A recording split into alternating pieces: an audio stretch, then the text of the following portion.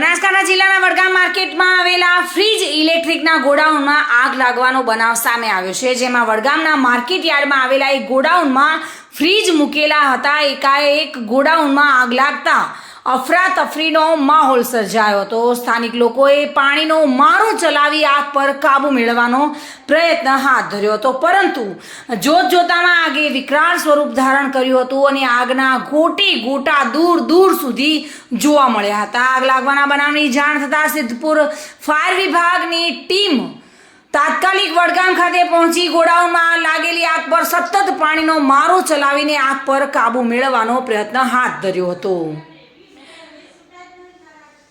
જોકે આ ફ્રીજ ઇલેક્ટ્રિકના ગોડાઉનમાં આગ લાગવાથી મોટું નુકસાનની ભીતિ પણ સેવાઈ રહી છે. ગોડાઉનમાં ફ્રીજ મૂકેલા હતા અને તેમાં એકાએક આગ લાગી હતી અને આખું ગોડાઉન આગની ચપેટમાં આવી ગયું હતું. આગ લાગવાનું કારણ હજુ પણ અકબંધ છે. Bureau report, today Gujarati news.